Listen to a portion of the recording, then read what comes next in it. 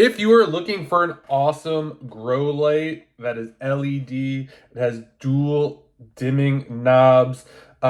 This is great for indoor plants and gardening. It could be a great fit for you. The brand did send me this in exchange for a fair and honest review. So this is the unit itself. So this is where the light comes. It has a fan in the back right here, and this is the power source. You get instructions right here.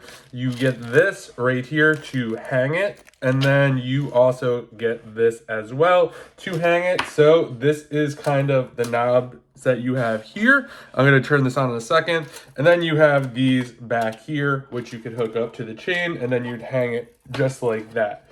So we're going to turn this on right like this. You can kind of see, you can see the fan. This is at about 20%.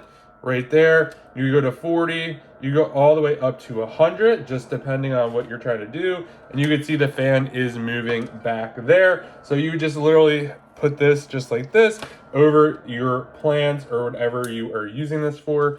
If you are looking for a great grow light for your indoor gardening needs, I would definitely check this one out.